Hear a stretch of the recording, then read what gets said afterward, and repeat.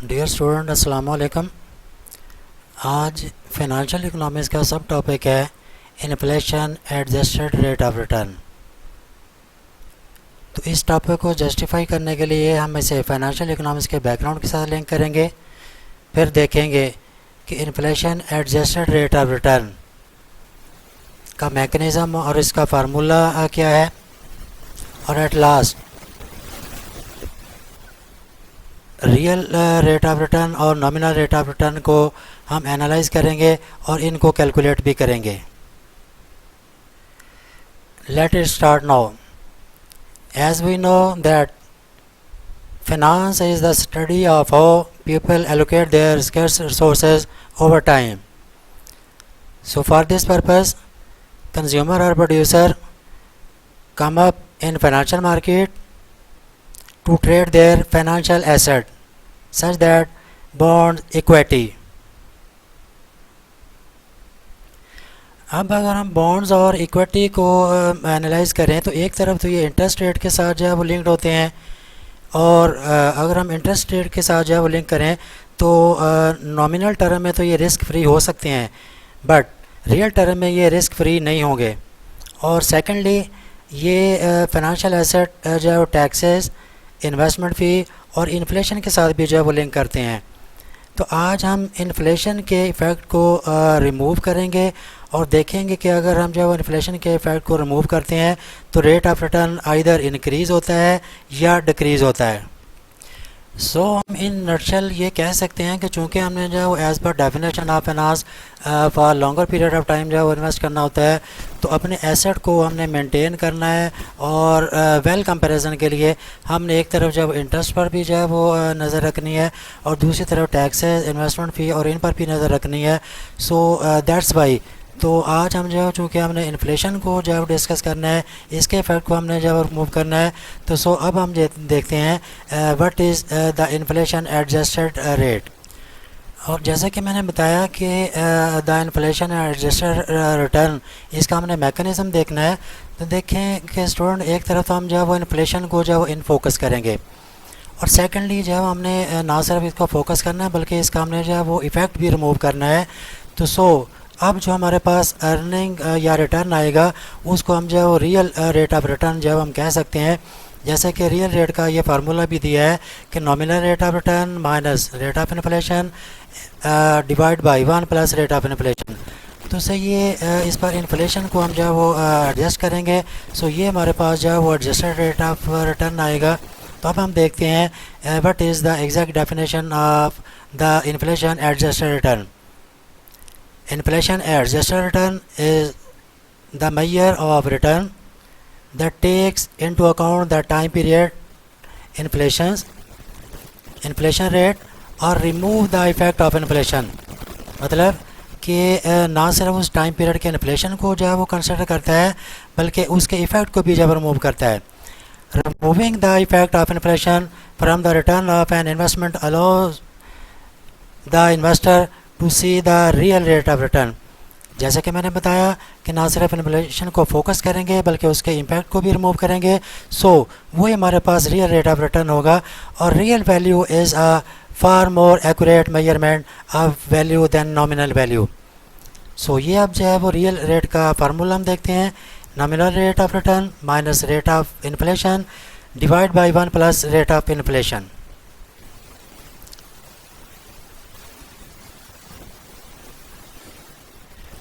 Student हम nominal rate of return और unadjusted return को जो कैलकुलेट करते हैं। The nominal rate of return जैसा कि मैंने बताया is the amount of money generated by an investment before factoring in expenses such as taxes, investment fee and inflation etcetera.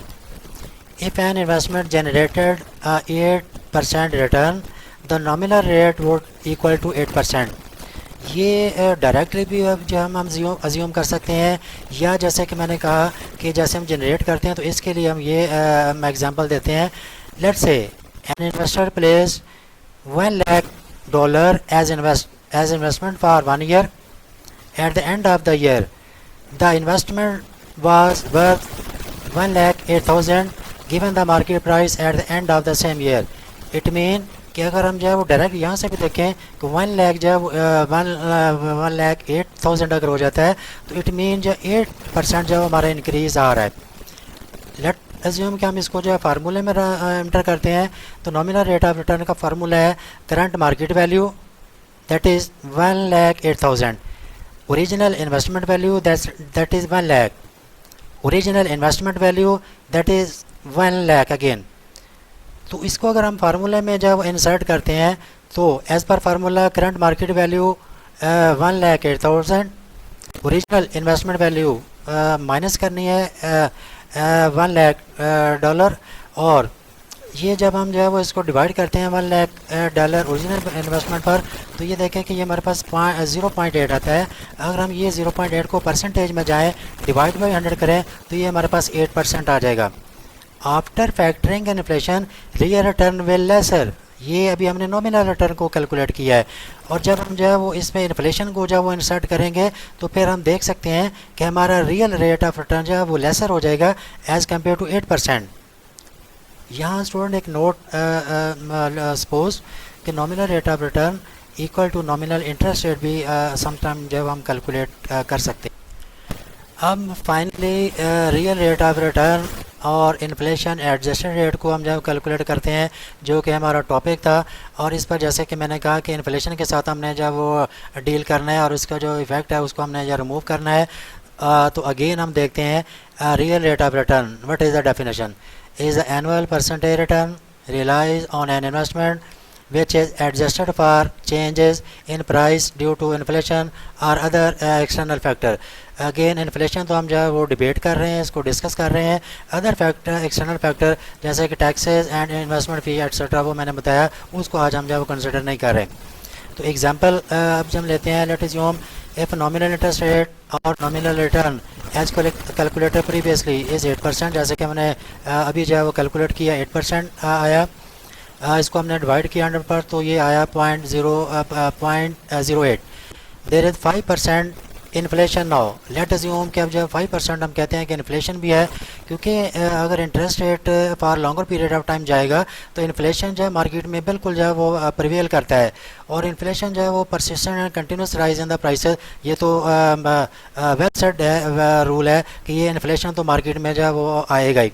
सो अब हम जो है नॉमिनल रिटर्न के साथ इन्फ्लेशन को भी जब हम कह लें कि एडजस्ट करके और फिर हम देखते हैं कि हमारी जो एक्सपेक्टेड रिटर्न है वो क्या होता है।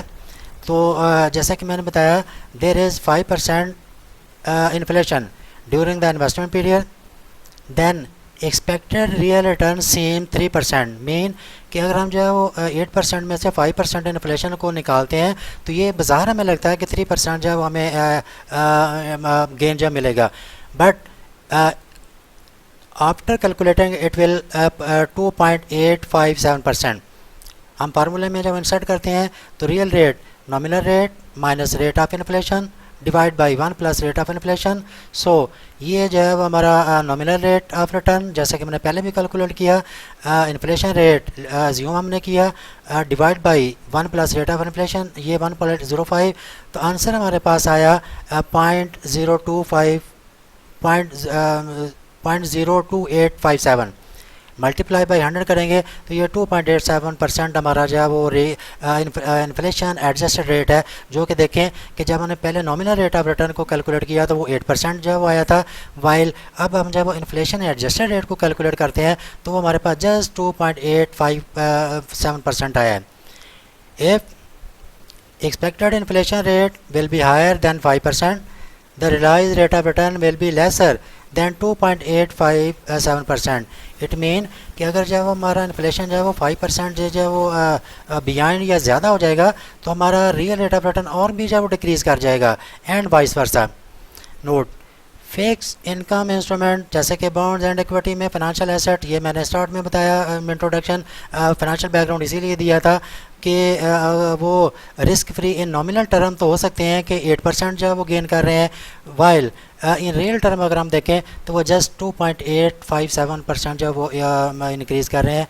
सो होप के स्टूडेंट आप इस टॉपिक को जो है वो इन्फ्लेशन एडजस्टेड रेट को अंडरस्टैंड कर गए होंगे।